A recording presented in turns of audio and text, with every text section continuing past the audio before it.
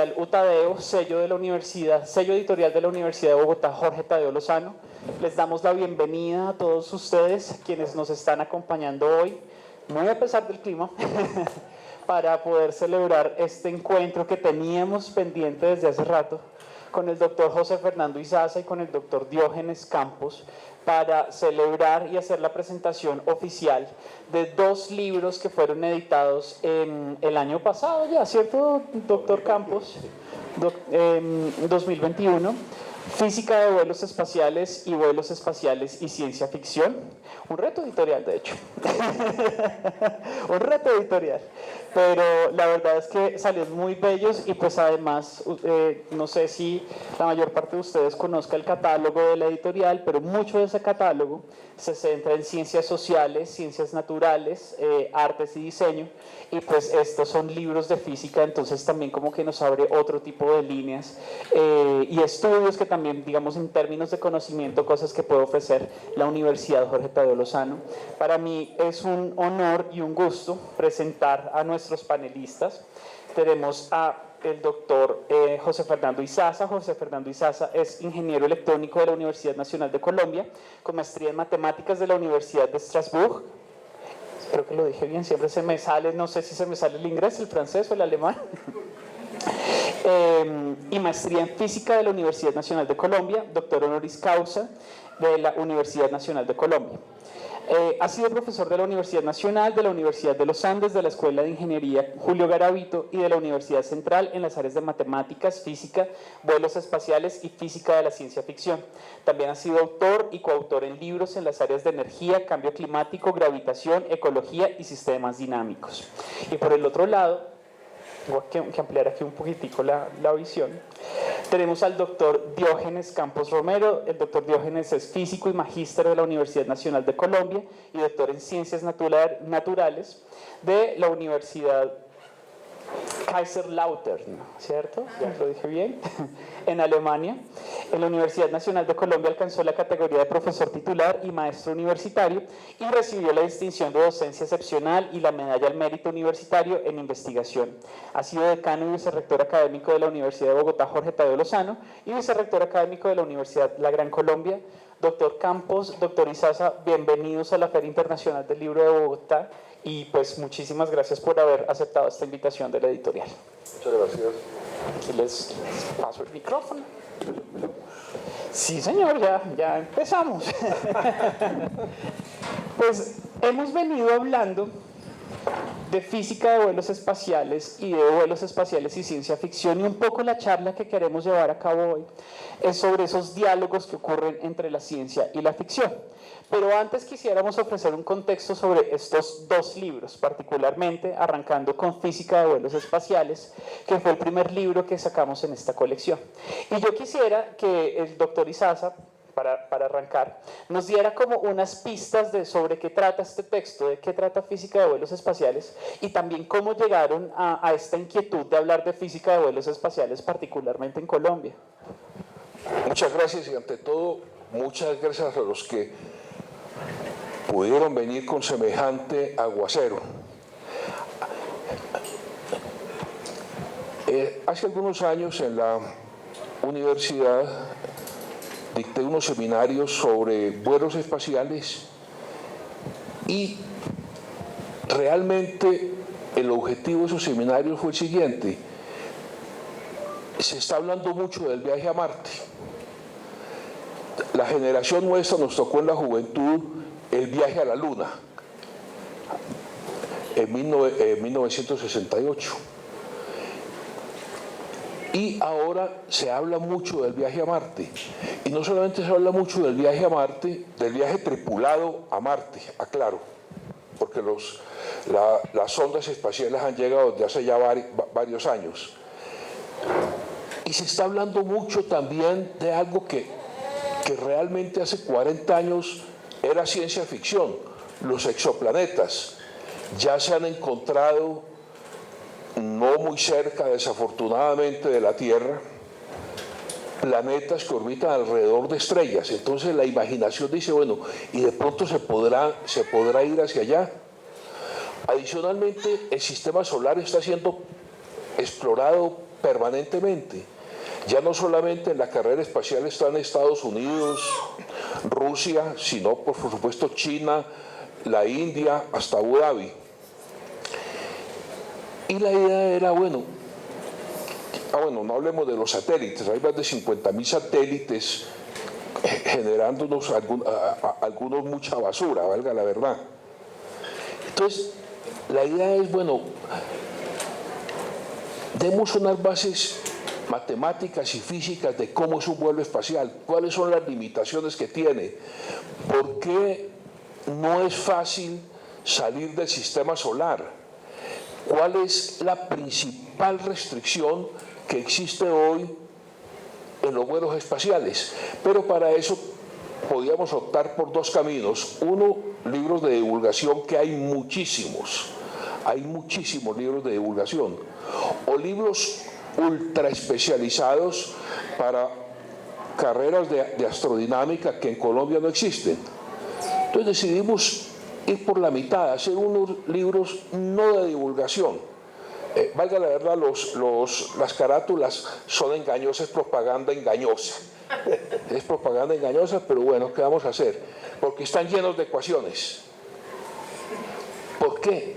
Porque para un ingeniero, para un físico, para un matemático, no es fácil a ratos encontrar ese material técnico, a menos que estén dedicados a la astrodinámica. En los vuelos espaciales, por ejemplo, muchas veces se preguntan a las personas por qué todos los vuelos a Marte de las ondas espaciales se producen casi los mismos días. Ustedes observan que casi simultáneamente China, Estados Unidos y la India lanzan sus cohetes a Marte. ¿Por qué no lo pueden lanzar uno un día y el otro día? Y la razón es la siguiente. Las naves que van a Marte, contrario a lo que se cree, cogen la ruta más larga, no cogen la ruta más corta. Y es una ruta tan larga que dura 150 días. Y alguien dice, pero si son como medio torpe, ¿no? En lugar de irse por la ruta más corta, que no demoraría más de 30 o 40 días. ¿Por qué cogen la ruta más larga? Porque la mayor parte del viaje se hace con la gravedad solar. Lo que hace la nave es salir de la esfera de influencia de la Tierra y coger una órbita en que toda la energía de esa órbita la genera la gravedad solar. Si no se hiciera así, si alguien dijera, pero qué tontos, en lugar de ¿por qué no cogen la ruta más rápido? La ruta más rápida con la tecnología actual hoy requiere 60.000 veces más combustible que las rutas que se llaman la órbita de Hoffman. Y por supuesto no hay tecnología para hacerlo, no hay la menor posibilidad de lanzar una nave por la ruta más corta. Entonces se van por la ruta más larga. Y quien quiera saber por qué se va por la ruta más larga, pues coge el libro, ve las ecuaciones, ve las fórmulas, ve los dibujos. Tenemos una audiencia muy joven, entonces seguro inspiradora. ¿Por qué los científicos que trabajan en astrodinámica no son unos tarados, sino que no hay tecnología para hacerlo en otra forma?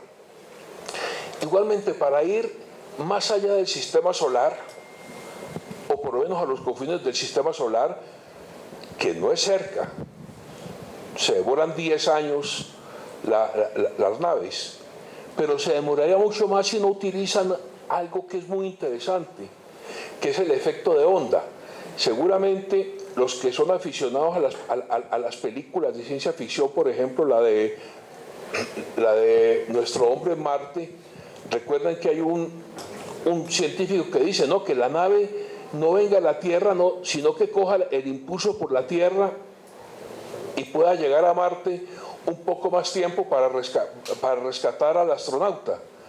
eso se utiliza, lo que llama el efecto de onda, es utilizar gravedad de los planetas para modificar la velocidad a las naves y poder llegar en tiempos pues un poco más cortos. Y eso ha permitido, valga la verdad, llevar sondas espaciales a que hagan fotografías de los confines del sistema solar. ¿Cuál es la idea? De que una persona que esté interesada en ese tema y que quiera ver un poco más pueda hacerlo. Por supuesto que trabajando en esto nos dimos cuenta de otra cosa. Las personas también se hacen otra serie de preguntas. Bueno, ¿y por qué se limitan al sistema solar y no se lanzan sondas espaciales para ir a los confines? No, a los confines del universo no, en este momento no, pero para ir a otras estrellas. Pues mal que bien, hay unas estrellas cerca de la Tierra, bueno, está haciendo a 5 años luz. Allí nomasito. Es bastante cerca. Con las velocidades actuales no requeriría sino 45.000 años en llegar con las velocidades que se pueden obtener ahora. Entonces dijimos, vamos a hacer que también quienes estén interesados miren cómo es la tecnología,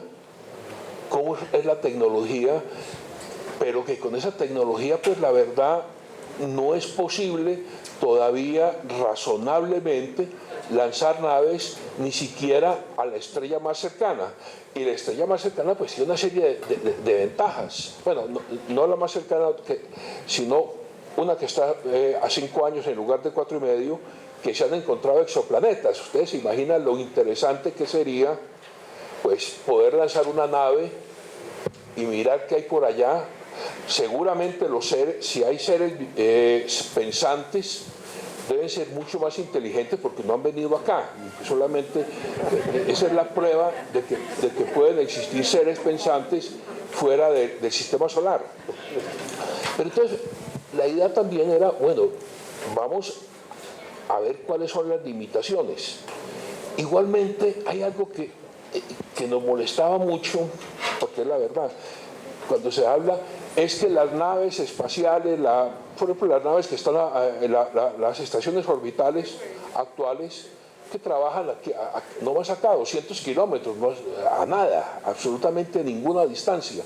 200 kilómetros de la Tierra es pegado. Dice, entonces los astronautas están fuera del alcance de la gravedad de la Tierra, pero eso flotan. Eso no es cierto. A 200 kilómetros de la Tierra, la fuerza de gravedad es casi igual a la misma fuerza de gravedad que hay en la Tierra. Flotan es porque la fuerza centrífuga igual a la fuerza gravitacional. Por eso flotan. Entonces, era ir respondiendo todo ese tipo de preguntas y tal vez la que intriga más. Bueno, ¿y por qué no se va más rápido? ¿Por qué no se logra que un cohete vaya a una velocidad un poco más decente? Aunque van a una velocidad, valga la verdad, decente, 14, 15 y aún 20 kilómetros por segundo, pues que siempre es una velocidad bastante interesante. Pues es una velocidad un poco más varios órdenes de magnitud que en el trancón de Bogotá, son varios órdenes de magnitud. Pero entonces, ¿por qué no se puede hoy con la tecnología lograr mayores velocidades? Y ahí está la gran limitación. La velocidad no crece con la masa del combustible, sino crece con el logaritmo de la masa.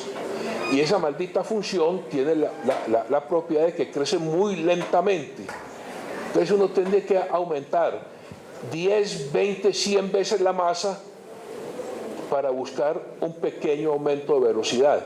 Y esa es la gran limitación.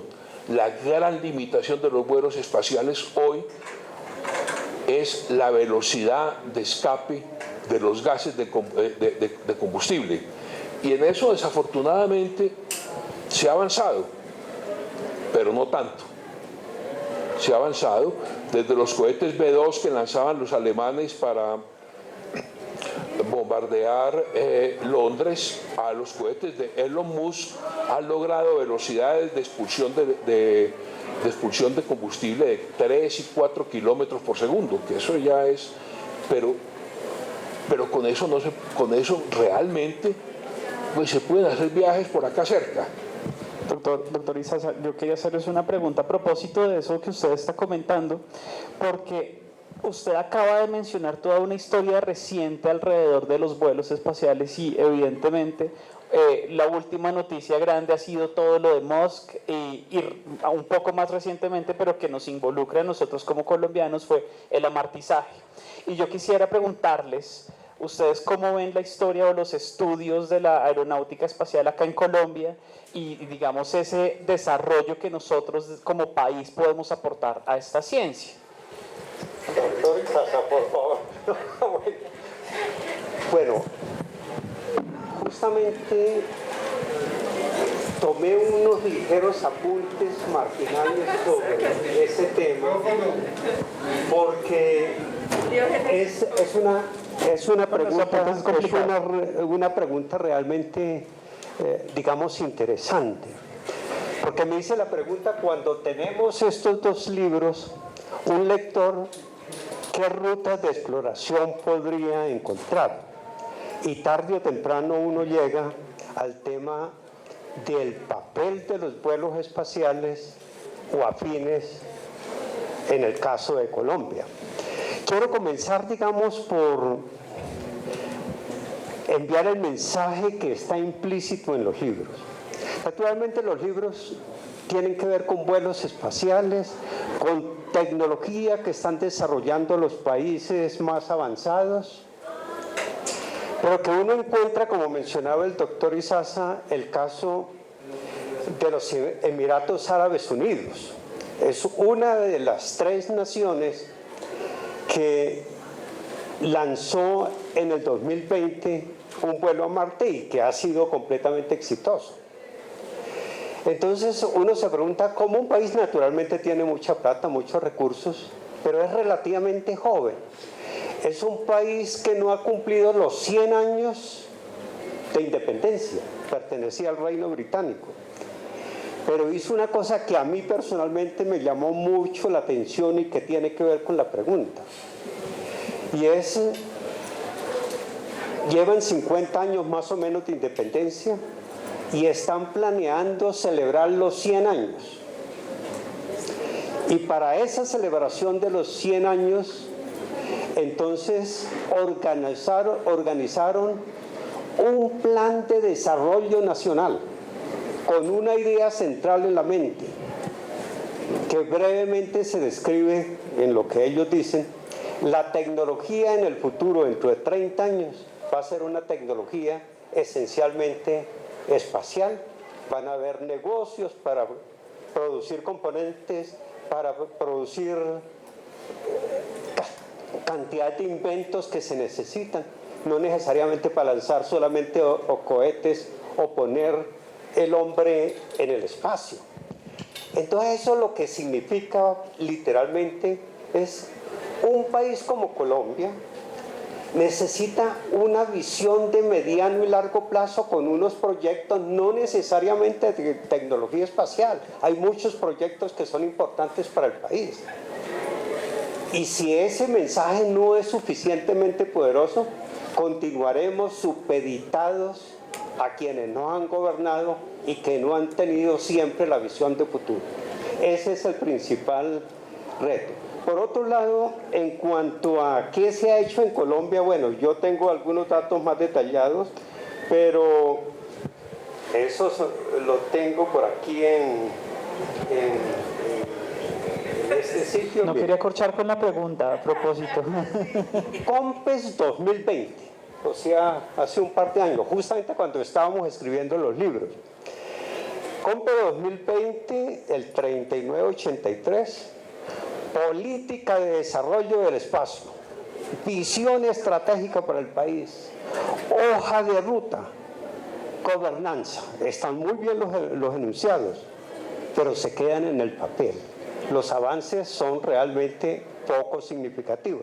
Si uno mira antes, el único satélite que ha lanzado Colombia no ha sido con el apoyo necesariamente explícito del gobierno, no sé si implícito como a veces ocurre, que fue algo que lanzó una universidad en el 2007, el Libertad 1, que fue lanzado desde el cosmódromo de Baikonur en Kazajistán. Fue desarrollado en parte aquí por la universidad, eso, ¿no? Entonces, es un esfuerzo muy loable, muy meritorio, pero nos quedamos, digamos, en pequeño y no se le da continuidad realmente a los procesos.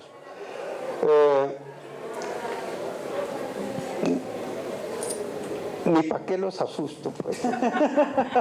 Para no asustarnos, doctor Campos. De pronto un elemento adicional que me parece clave con la pregunta y eso. Ustedes saben que Colombia tiene un sector de la órbita geoestacionaria. La órbita geoestacionaria tiene unas particularidades muy importantes porque al ubicar un satélite en esa posición que está entre 70, 75, 80 grados en el caso de Colombia, ese satélite facilita realmente las comunicaciones porque siempre permanece en el mismo sitio del espacio. Entonces eso para el país sería, digamos, una maravilla. Pero sucede que el esfuerzo que hizo Colombia seguramente, no sé, en los años 70, 80, de una negociación para ubicar 2 satélites allá, quedaron en el papel y nunca se materializaron. Y eso ya ha sido invadido por todos los países desarrollados. Entonces, ¿qué futuro tenemos si no nos ponemos las pilas en defender algo que aparece dentro de la Constitución, si no estoy mal, que parte de esa órbita estacionaria pertenece al dominio, digamos, de Colombia? Creo que esos eran los puntos que había encontrado literalmente. Hay otros, pero no son relevantes. Y ya que estamos hablando de diálogos entre la ciencia y la ficción, que a propósito en vuelos espaciales y ciencia ficción hay unos apartados muy interesantes. La pregunta corchadora esta sí es: ¿cuál fue el cálculo para que el cohete de Méliès dejara visca la luna? La dejara tuerta. Doctor Izazo, usted es el... Bueno, tal vez voy a hacer, antes de contestar esa pregunta, quiero hacer una mención que también pusimos en el libro de Física de los Vuelos Espaciales, que ahora está realmente muy actual. Es un pequeño capítulo de los misiles balísticos intercontinentales que pueden llevar bombas atómicas. No es para asustar ni mucho menos, pero parece que como se está hablando de algunos problemitas de eso, son 2 paginitas ahí que las pueden mirar y se darán cuenta que el riesgo es grande porque la tecnología para lanzar un cohete intercontinental está al alcance de muchos países. Bueno, en la parte de ciencia ficción es muchísimo más divertida, pero curiosamente es muchísimo más complicada la parte matemática, porque es que la otra parte es una matemática que no utiliza sino las leyes de Newton, las que todos estudiaron cuando les daban teterito y todo, pues todos, pero ya la parte de ciencia ficción desafortunadamente o afortunadamente requiere relatividad, y no solamente relatividad especial sino relatividad general. Pero voy a contar sobre el viaje a la luna de Méliès. Primero, la película es la primer película que se produce en la historia del cine. Algunos dicen que no es sino la segunda, que la primera es El Gran Robo del Tren, pero la verdad, así sea la primera película, el primer robo del tren, para los aficionados de la ciencia ficción, la primera película es la película de Méliès, El viaje a la luna. Y el viaje a la luna, Méliès, que además de esa película es de 1905, además de ser un gran director, tenía la profesión más noble que existe, mago. Era un mago de los magos que veíamos antes. Y él dice, bueno, él se apoya en el libro de H.G. Wells, Pero el problema, perdón, Verne. estaba confundiéndolo Con Julio Verne. pero él realmente no tiene mucho cuidado en la parte física. Entonces dice, bueno, ¿cómo mando este cohete a la luna? Entonces hace una construcción de un cañón de 1 kilómetro de largo. Si ustedes miran la película, observan que ese cañón es muy parecido, la forma, a los cañones que estaba desarrollando Alemania después de Bismarck, después de la guerra de 1878 y antes de la Primera Guerra Mundial. Dice, cojo un cañón de 1 kilómetro, lanzo el cohete, los astronautas van vestidos así como todos nosotros, algunos con corbata y todo, nada de escafrandas ni cosas de esas, y lanza el cohete. Por supuesto no se tomó la molestia, porque no era su oficio, de calcular cuál era la aceleración para llegar a 11,4 kilómetros por segundo al final del cohete, en un cohete de 1 kilómetro. Pues hay aceleraciones como de 70 y 200 gravedades, es decir, no solamente se les hubiera achicharrado la nave, sino ellos también, pero bueno, él es un mago. Llega a la luna. Julio Verne era escritor de ciencia ficción, pero tenía la mala costumbre de ser científico. Entonces Julio Verne no hace descender la tripulación a la Tierra, a la Luna, porque se le mueren, ahí no hay aire. Pero Méliès no se preocupa por esas pequeñeces. Julio Verne lo que hace es pone a rotar la nave alrededor de la Luna hasta que se mueren los pobres astronautas. Pero no lo podía hacer descender. No, Méliès sí los hace descender. Entonces están en la luna y se encuentran con unos selenitas y los persiguen, y hay que devolver el cohete. Hay que devolver el cohete porque hay que devolverlo a la Tierra. ¿Cómo lo hace Méliès? Como lo hacen los magos. Con magia. Él dice, si nosotros estamos viendo la luna arriba, pues uno estando en la luna ve la Tierra abajo. No se puso en problemas de nada. Dijo, entonces uno ve la Tierra abajo, pues entonces yo me acerco acá y veo la Tierra abajo y lanzo el cohete. Entonces Méliès regresa el cohete con la idea de que pues que desde la Tierra que desde la Luna se ve la Tierra abajo. Pero la película es maravillosa. La película es de lo más hermoso que uno pueda ver. En YouTube hay como 47 versiones, algunas pésimas, pero hay 2 o 3 que son las versiones originales. La forma de saber cuál es la versión original es que dura como 13 minutos. Hay unas de 20 minutos, esas ni las miren, y unas de 5 minutos tampoco, y unas que les dio por ponerle color, por favor no. Entonces, pero la película se puede ver. Pero ¿por qué también lo de la ciencia ficción? Que nosotros aprendimos a leer, la generación mía, leyendo Buck Rogers en el siglo XXV y leyendo Superman. Eso era mucho más divertido que cualquier otra cosa. Y Superman, el escritor de Superman, algo había oído de la relatividad, algo. Entonces trata de utilizar lo que había oído pero no había comprendido muy bien para hacer, por ejemplo, viajes en el tiempo. Entonces, ¿qué es una de las partes más maravillosas de Superman? Cuando Superman tiene que rescatar a Luisa Lane o cualquier cosa, entonces, o evitar una catástrofe, él va al pasado. ¿Y cómo va al pasado según el autor?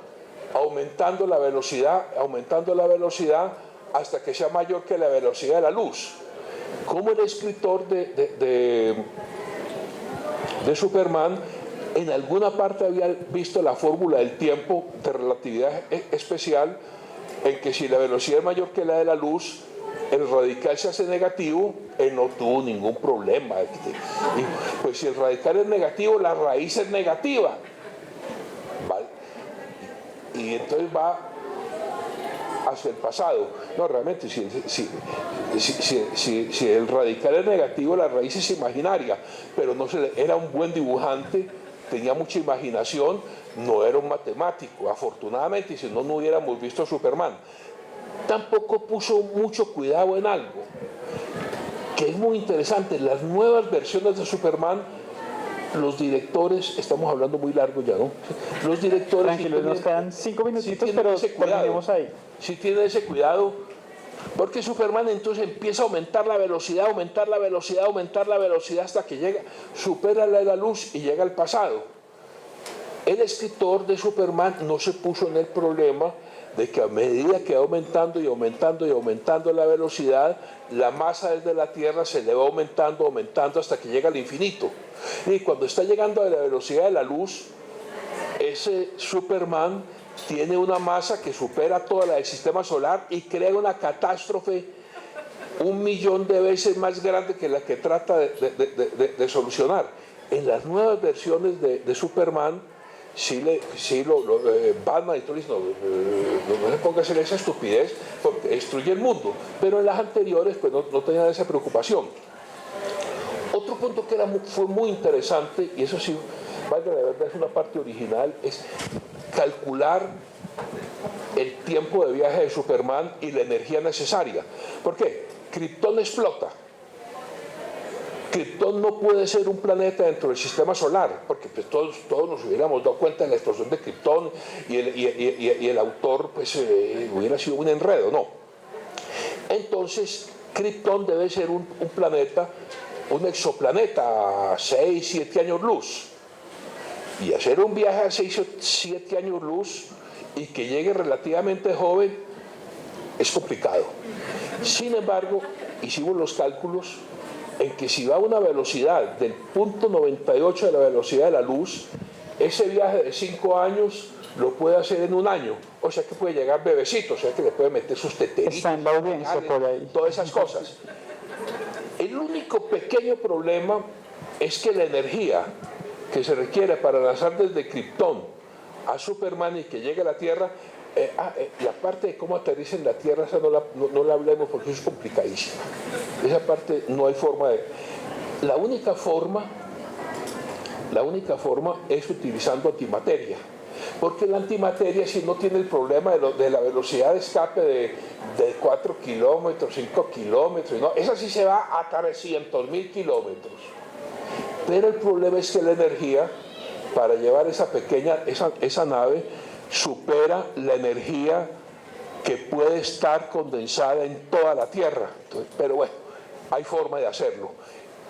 Hay otra parte, por supuesto, hablar de ciencia ficción y no hablar de Star Trek, y no sería imperdonable, pero ahí está el libro, lo pueden consultar, lo pueden comprar. Aquí nos quedan 2 minutitos.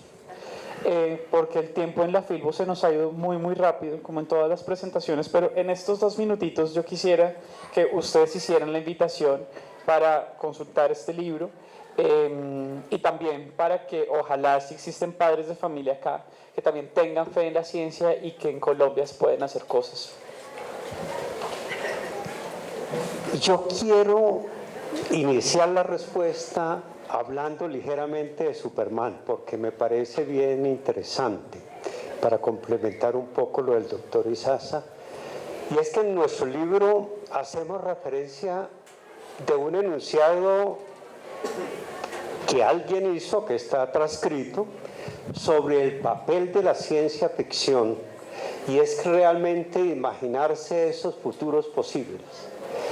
La ciencia ficción ligada en el sentido de que trata de ver la ciencia.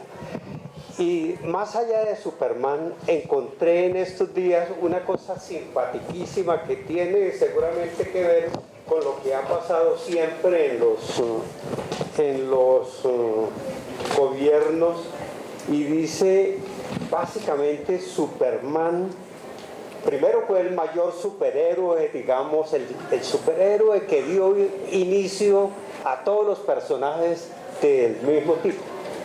Y encontré el mayor superhéroe del mundo no estaba dispuesto a emprender acciones más agresivas a gran escala para tratar de resolver problemas, sino precisamente porque podría caer en el despotismo. Ustedes ven todas las historias de Superman y él se abstiene, resuelve los problemas, pero se abstiene.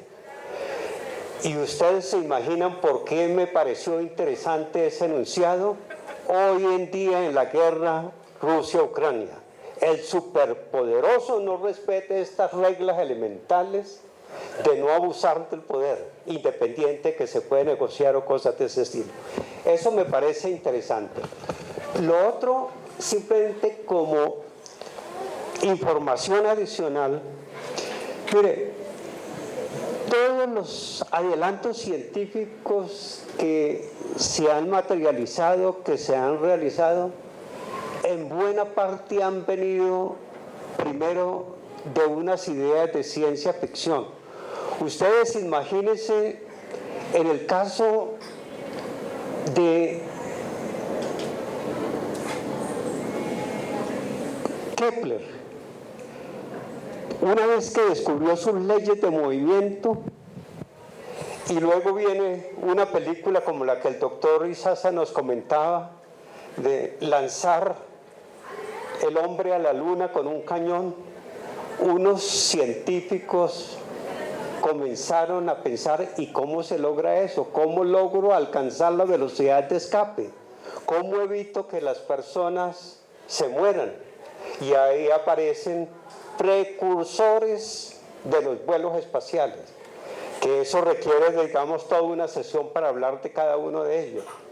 Entonces, lo que es importante para los niños, para los jóvenes, para el futuro de nuestra sociedad, consiste en dejar que la imaginación vuele, que la vaya aterrizando, que la vaya matematizando también, porque hoy en día los grandes avances de la ciencia, de la tecnología, de una u otra manera están ligados a conocer un poquito la matemática, a no ser analfabetas matemáticos. Y los ingenieros lo pueden hacer, los físicos, los matemáticos, etcétera. Muchas profesiones. Entonces yo les cedo al doctor Izaza el complemento, si no terminamos. No, ya nos están aquí alzando la paletita. Corferias ha sido muy estricto con los tiempos, pero los invito a que sigan la conversación a través de las redes sociales. Les invitamos a consultar los libros. Estamos en el pabellón 3, nivel 2. Ojalá puedan seguir disfrutando de la feria y muchísimas gracias por haber estado aquí, por habernos dedicado este rato y felices fiestas, feliz puente y felicidades a ustedes, autores.